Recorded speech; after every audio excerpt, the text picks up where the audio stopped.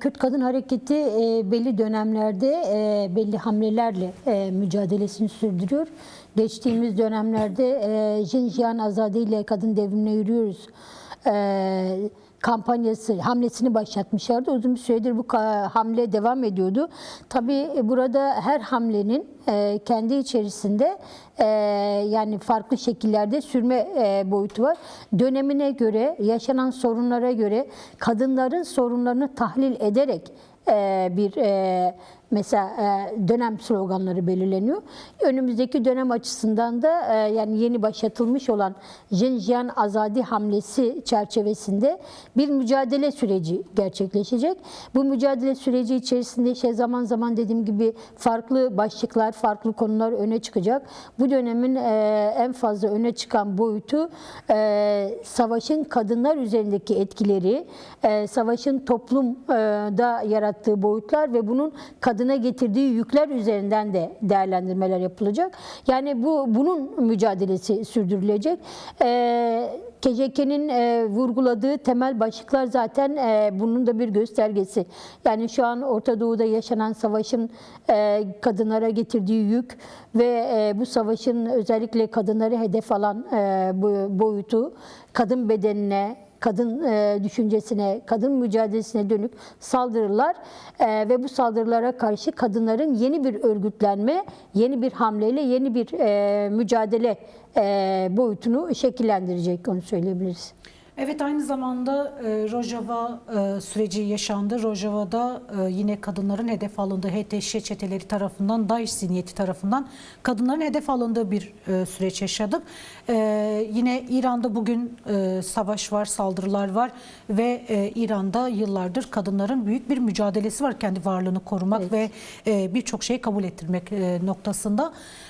Bu temelde Kürdistan'da, Orta Doğu'da kadınların savaşla yüz yüze kalmaz, kadınlar üzerinde yürütülen savaş politikalarını nasıl değerlendiriyoruz? Yani şu an tabii ki hem Rojava'da hem de bölgenin genelinde, senin de belirttiğin gibi İran'da bir savaş gerçekliği var. Şimdi İran'da kadınların mücadelesi bu savaşla, daha doğrusu İsrail ile ABD'nin İran'a dönük savaşında açığa çıkmış bir mücadele değil. Uzun yıllardır, yani hatta kuruluşundan bu yana, İran'ın kuruluşundan bugüne kadar kadınların çok ciddi anlamda hem İranlı kadınların hem Kürt kadınlarının, Beluç kadınlarının, orada yaşayan bütün toplumların kadınları bu sisteme karşı mücadele etti. Sürekli olarak bir mücadele hali vardı. Son yıllarda bu mücadele hali çok daha üst düzeye çıktı. İşte Jinjiyan Azadi'nin yani felsefeye dönüşmesi, yaşama dönüşmesi, talebe dönüşmesi buradaki mücadeleyle açığa çıktı açıkçası.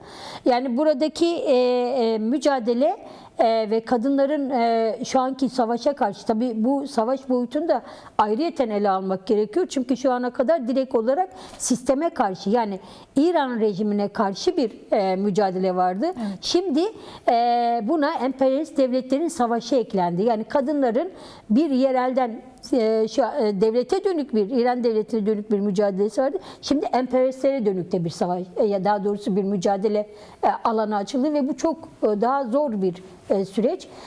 Orta Doğu gerçekliğinin tamamı içinde bunu belirtmek mümkün. Çünkü savaş işte şu an Lübnan'a doğru, oradan mesela İsrail'in karadan saldırıları var ve işte hani bu çok daha geniş bir alana yayılacak gibi gözüküyor. Şu an temel sorunlardan biri kadınlar açısından savaş ve savaşın yani savaşa karşı yaşam mücadelesi. Evet. Diğeri de yoksullaşan, savaşın getirdiği yoksulluğa karşı kadınların yani emek boyutuyla vereceği mücadele, ama aynı zamanda eril zihniyetin yarattığı hem savaş hem toplumsal gerçekliğe karşı bir direniş hali var. Çok o yüzden aslında belki de şimdi kadın zamanı hamlesi bu noktada çok çok önemli bir yere oturuyor ve buradaki yaşanan gerçekliğe karşı, yani hakikate karşı kadınların yaşadığı hakikatle direnişe geçmesi bu dönemin gerçekten de kadınlar açısından tam bir mücadele, direniş dönemi anlamına geliyor Onu söylemek gerekir. Gerçekten yani izlediğimiz her iki haber de çok trajik bir haber. Yani kadınların yaşamının ne kadar yani toplumda ne kadar değersizleştirilmeye çalışıldığı, ne kadar saldırıya uğradığı ve hani çok çarpıcı iki ayrı örnek. Her ikisinin adı da Fatma Nur Çelik. Yani bu ikisinin de bugün yaşanmış olması çok büyük bir dediğim gibi yani çok zor açıkçası böyle bir tanım getirmek. Şimdi şeyi söylemek lazım. Yani bir kadının hikayesi var elimizde.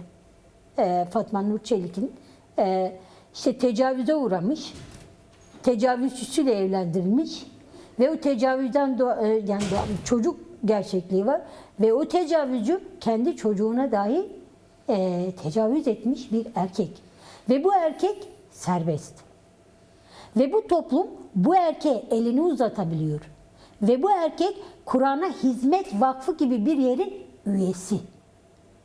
Şimdi bunların hepsi kendi başına yani ele alınıp değerlendirmesi gereken konular yani. Bir din bir adam böyle bir adamı nasıl kabul eder? Evet. Bir toplum böyle bir insana nasıl selam verir? Bir toplum olarak biz bir kadınla çocuğu nasıl koruyamadık? Hani bunlar gerçekten hepsinin ayrı ayrı tartışılıp konuşulması gereken boyutta. Ve çok çarpıcı bu Önder Apo'nun söylemiş olduğu kastik katil olgusuna hakikaten çok yani tam altını dolduran bir boyut. Tecavüz edersin. Yani baba evlendirmiş. O da erkek. Evet. Tecavüz eder. Şey yapan yani sonuçta çocuğa kadar uzanan bir tecavüzler silsilesi var. Ve bu toplumun büyük çoğunluğu bu tecavüzcülere selam verir durumda. Şimdi sorunu başka bir yerde aramaya gerek yok. Burada en önemli konulardan biri bu. Hani oradan başlamak lazım. Sen bu toplumda kirlenmiş ve suç işlemiş bir erkeğe selam verdiğin sürece bu suçlar devam edecek. Yargıyı zaten bu konuda artık biz şey yapmıyoruz. Yani Evet. AKP iktidarının politikasıdır bu. Aslında onların politikasının bir boyutudur. Dini suistimal etmenin, buna alet etmenin, dinen bunu çözümleyip analiz edip topluma yedirmenin bir boyutu. Ve bunu dinen halka kabul ettirme. Yani bu kadar korkunç bir şey. Ve bir ailenin içindeki sorundur deyip onun üstünü örtme. Bunlar bir ailenin iç sorunları değil. Böyle de değerlendirmemek lazım. Bunlar hakikaten artık çirkefleşmiş, hastalık olarak tanımlarsak biz bunu çözemeyiz. Bu hastalık değil, bu bir sistemin ta kendisidir. Evet. Mesela burada ben o noktada şeyi söyleyeyim. Mesela KCK'nin buradaki tespiti o açıdan çok önemli. Kadını öldüren diyor, felsefi tecavüz kültürüyle kadın bedenini savaş alanına dönüştüren, savaş aracı olarak kullanan kapitalist modernitenin cinsiyetçi, dinci, milliyetçi savaş politikalarına karşı taciz, tecavüz ve katliamlara karşı Jinjiyan Azadi felsefesi evet. öz savunma, demokrasi, eşitlik ve özgürlük değerlerinin toplumsallaşması için örgütlü kadın kimliğine ihtiyaç olduğunun altını çiziyor. Evet. Bu çok önemli. Ve bu yaşadığımız örnekler karşısında biz bu örgütlülüğü kadınlar olarak, kadın ulusu olarak sağlamalıyız. Evet, aslında Sadece bu sistemi yıkmanın çözümünü sunuyor. Tabii ki Kadınların daha fazla burada tabii örgütlenmesi. ki şeye de seslenmek gerekir. Yani demokrasiyi savunan, özgürlükleri savunan erkeklerin bu konuda daha fazla sorumluluk alması lazım. Sorumsuzdurlar. Bunu altını çizmek gerekiyor. Demokrasiyi savunmak, özgürlükleri savunmak aynı zamanda kadının yanında durabilmektir. Kadın değerlerine, o toplumsallığına sahip çıkabilmektir. Evet. Hani bunu sağlayabildiğimiz oranda bir ortaklık sağlayıp ortak bir mücadele alanında o erkek zihniyetin yaratmış olduğu tortuyu yenebiliriz, ortadan kaldırabiliriz. Başka türlü bunu sağlanması mümkün değil. Yani kadının özgür olmadığı bir yerde de erkeklerin özgürlüğünden kimse söz edemez yani. O yüzden de erkekler kendi özgürlükleri için bile olsa mücadele etmek durumundalar. Bu 8 Mart belki onlar için de bir vesile olur. Mücadele alanına biraz daha fazla sahip çıkarlar. Evet, aslında kadının özgür olmadığı bir toplumun özgürlüğünden söz edilemez derken tam olarak da senin bahsettiğin şey aslında. Yani kadın katledilirken, yaşamı bu kadar ihlal edilirken, çocuklar bu kadar hedefteyken sadece erkeklerin değil, bir bütünen hiçbir canlının, hiçbir doğa da buna dahil olmak üzere bir özgürlükten söz edilemez. Aslında kadın konfederalizmi uzun zamandır konuşulan bir şey. Yine Kürt Kadınlar Birliği de kadınların gündeminde bir süredir. Keza dün de bir toplantı gerçekleşti. Ahmet'te Kürt Kadın Birliği toplantısı ve birçok şey tartışıldı orada da. Rojava'daki süreçten sonra da aslında Kürt kadınlarının, yine dünya kadınlarının birliğinin, birlikte hareket etmesinin ne kadar önemli olduğunu gördük. En somut örnek olarak bir saç örgüsünün dünyada nasıl bir yankı uyandırdığına tanık olduk hepimiz kadınlar öncülüğünde. Kadın konfederalizmini nasıl sağlayabiliriz? KJK'nin de altını çizdiği kadın konfederalizmini inşa süreci nasıl gelişebilir? Dünya kadınlarının çünkü sadece Orta Doğu'da değil, dünyada kadınlara dönük bir savaş durumu var. Kadınların varlığına dönük bir yok etme söz konusu. Bu saldırılara karşı, bu politikalara karşı konfederalizmi nasıl savunabiliriz, nasıl geliştirebiliriz? Şimdi uzun bir süredir Kürt Kadın Hareketi'nin bu yönlü çalışmaları var. Yani uluslararası alanda çalışmalar yürütüyorlar. Biz de zaman zaman hani bunları takip etme şansını bulduk. Farklı alanlarda özellikle kadın ağlarının oluşturulması, bu kadın ağlarında yine kadın konferanslarında kadınların dünya çapında örgütlülüğünün sağlanması yönünde bunun arayışı var. Şimdi bütün dünya şeyi söylemek lazım. Bütün dünyada aslında kadınların yaşadığı sorunlar ortalama olarak benzer.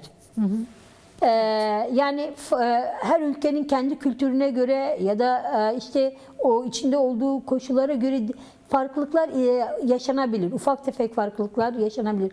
Ama temelde aynı. Temelde aynı ve bu aynılıklar kadınların ortaklıklarını sağlıyor ve bu ortaklıkla aslında kadın konfederalizminin zemini her yerden daha fazla olanak ve imkan dahilinde. O yüzden de yani yürütülen çalışmaları biz hani takip ettiğimiz kadarıyla aslında peyderpey buna doğru bir gidişat var. Kadın konfederalizmi. Evet. Yani dünyanın her yerinde kadınların ortak mücadelesini sağlayabilecek, ortak kararlaşmasını sağlayabilecek bir çalışma yürütülüyor. Bunun dediğim gibi zemini var. Evet. Ve önümüzdeki dönemde daha fazla da hani bunu görmek gerekiyor. Ama öncelikle tabii ki Kürt kadınlarının kendi içerisinde de farklı alanlardaki ortaklıklarını sağlamak, Kürt Kadın Birliği'ni gerçekleştirme, yani bunun öncelikle sağlanması gerekiyor ve bunun da çalışmaları var.